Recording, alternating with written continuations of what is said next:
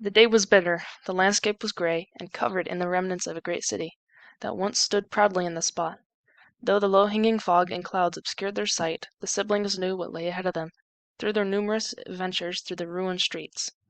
The older sister, named Guess, held on to her little brother's gloved hand, Renee, the frigid wind causing them to stay close and tuck their chins to their chests, avoiding to be blown back. It didn't matter that their clothing was thick in layers and fur, sub-zero conditions accompanied with strong winds pierced right through. Stepping over chunks of concrete and broken glass, they follow the highway into the once tall and mighty trees. Rises. Their pace is quick, knowing that if they take too long they can be caught in a deadly nightfall and be trapped in this city full of vagrant gangs. Wet clumps of wet paper squish beneath their boots, followed by crunches and splashes of puddles. Though moving quickly, they are careful not to tread heavily. One particular pile of mysterious foul-smelling liquid causes the younger brother's boot to slip, his balance being lost. The threat of hitting the ground looms before the grip of his sister's hand yanks him just before he meets the puddle of mystery. Renee managed to keep quiet, his lips sealed tight, but his eyes wide as he looked into his sister's equally wide, startled eyes. After a comical moment of staring at one another, Guess tugs on his hand, raising Renee to his feet. She gets close to his hooded ear, bending slightly to meet the height, and with a hushed tone she inquires, "Are you okay? Did you twist anything?" Guess watches as the boy shakes his head and her uptight shoulders relax. Leading the way, she squeezes his hand for him to follow her steps, which he does, though a bit weary from the slip. A silent 15 minutes pass before they reach the beginning of the torn-apart buildings, another 15 until they start encountering the once high-rise but no longer high-rising buildings. The highway fades into ordinary streets, traffic lights breaking apart the long expanse of asphalt, and buildings ending to allow other streets to break through. The two go off to walk on the side of the road, close to the buildings as to not make their arrival so obvious, but remaining wary of the windows and doors on their left. Their journey continues, but they turn left at an intersection and walk down this stretch of road for a while longer until they reach the place that they were looking for. The dim and dirtied sign hangs crooked over the front door, advertising this location to be a barber shop that once belonged to Leonid, but now it is a boarded-up business just like the rest of the storefronts around here. Gus glances left and right, scanning for any obvious eyes watching their activity, before reaching with her free hand to push the heavily damaged, but still hanging on, wooden door open. She pushes it and lets go of Renee's hand to have him go in first, then she follows, closing the door behind her. A click lights up the room from her little brother's flashlight. The metal barber chairs reflect the glow back at him as the light scans the room. The chairs are lying on their sides, glass from the mirror shattered onto the ledges that once held hair clippers and scissors. Guess walks past her sibling, stepping over wires and drywall that once made up the ceiling.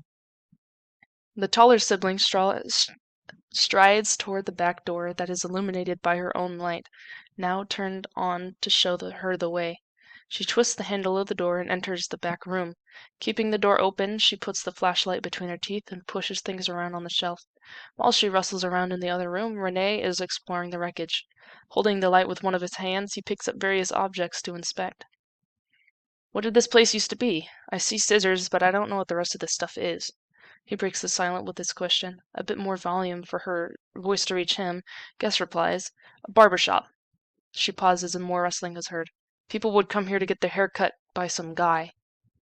"Sure, but I don't know how a tiny square comb could do anything," Renee refutes, holding a trimmer attachment in the palm of his hand, turning it over a few times to see the ridges. To this, Gus comes out from the back room and takes it out of his hand. "Like this." She pushes it through his long hair, starting at his hairline, mimicking the sound of an electric razor. Bzzz. She reaches the end of his white locks and hands it back to him with a blank look on her face. He looks at her expression, frowning slightly and scoffing. "What does that mean? All you did was go through my hair with it. It would take forever to do the whole head." Sighing loudly, Gus cuts off his sentence. "You would put it on a thing called an electric razor, and it would trim your hair off so you can look bald like me." Pushing her hood down, she runs her hand over her short cropped hair to accentuate the length. Renee can only stitch his eyebrows together, watching her theatrical explanation, not impressed and slightly peeved from her impatience. What's your deal? It was a simple question, jerk, he mumbles to her. How about you make yourself useful and scrounge around for some rations that are supposed to be here? I can't find 'em, and I'd be real pissed if they weren't left here.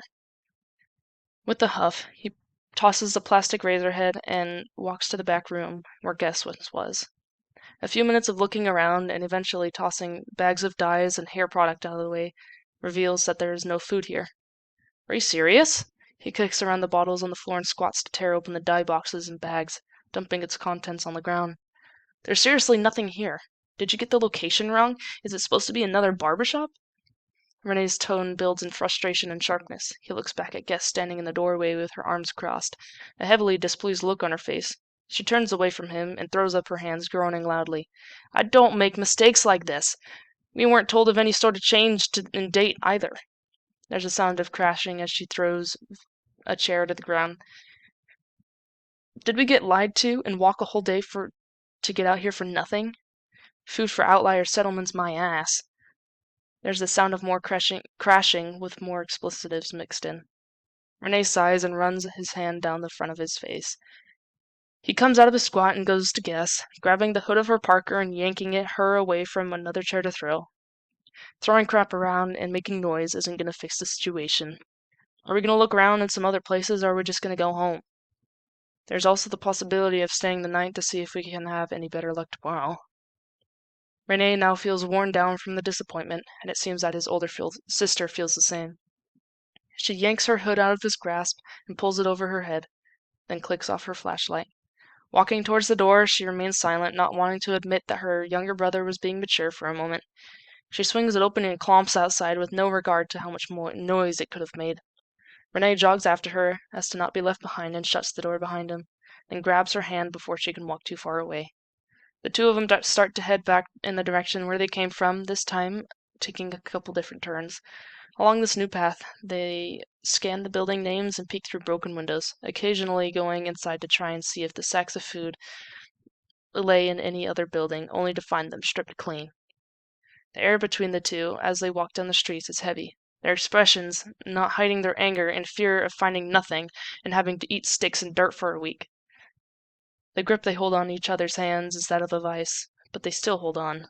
Despite their boiling feelings, they keep as quiet as possible. The city is still dangerous. Even though Guess threw a fit and made a lot of noise, it seemed not to attract any attention, which is good for them. Though no attraction had happened, it doesn't mean that nobody was around. As they were walking down the sidewalk, they approached an alleyway, which had a quiet noise. Guess stopped walking and held up her hand for Renee to also stop.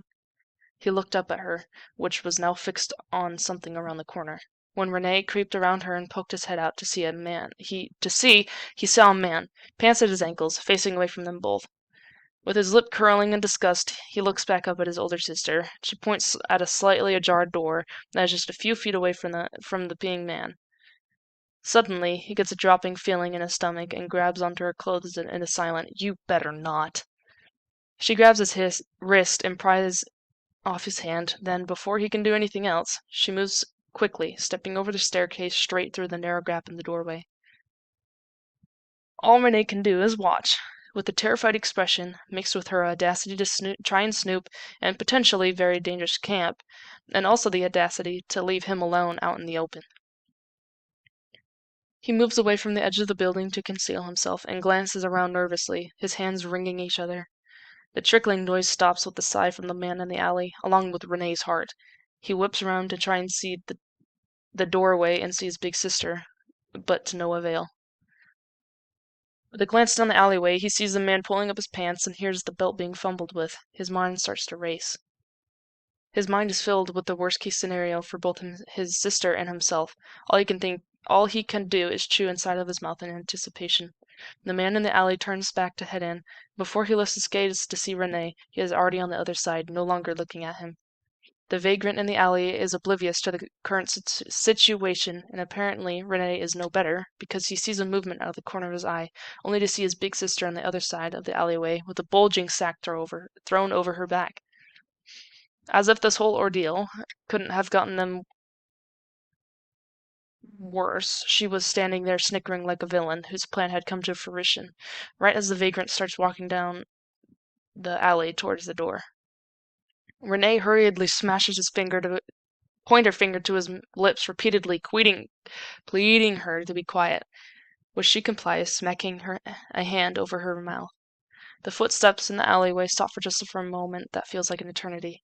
Their heartbeats race and thud so loudly, Renee thinks that the vagrant can hear it. Luckily, all they can hear is the door hinges creak as it swings open, then a hushed click once it's pulled close. Both the guest and Renee release their held breath with a few more glances as he joins her on the other side of the alleyway, marveling at what she has.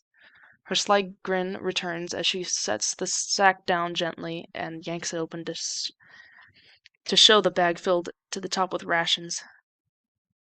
Wasting no time, and fear that the vagrant will notice his missing food, he grabs armfuls and starts shoving it into the backpack. He now swung forward onto the ground in front of him. Guest then follows suit and starts filling her bag as well. Once the beige sack is empty, they secure their bags shut and throw them onto their backs, join hands, and jog as quietly as they can away from where they were, leaving the proof of their thievery on the sidewalk, where they once stood. Their pace didn't slow until they made it out of the city and back towards the smaller buildings that welcomed the highway.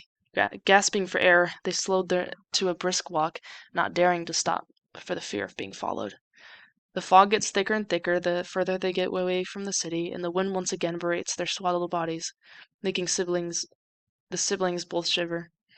Neither of them say a word to one another for the entirety of their journey back to their settlement, but by the time they make it back to the settlement, it's nightfall. With the sun only barely peeking over the horizon and illuminating the landscape dimly through the fog. Exhaustion and relief pours over them once they finally see their shack of a house, the sheet metal holding up nicely against the winds. They release one another's hands, now cramped from being held in the tight position for so long. Guest slides open the door for her brother to go in. Renee takes off his backpack and enters, followed soon by his sister. They both collapse onto their cots. The pride that Guest feels for getting away with the scheme is still full in her chest, but she doesn't feel the energy to laugh and gloat like she usually does. Instead, she rolls onto the ground, shuffles to the pile of firewood, tossing them a few feet away into the fire pit. She slaps her hand over the pack of matchsticks, strikes one on the box, holds it close to the kindling till it lights flame. Dropping the matchstick in the fire, she tosses the box of matches back to the firewood stack, sits on her cot, untying her shoes before ultimately flopping back onto her pillow. She closes her eyes, just as her brother falls asleep, finally protected from the cold wind, finally warm, and finally safe.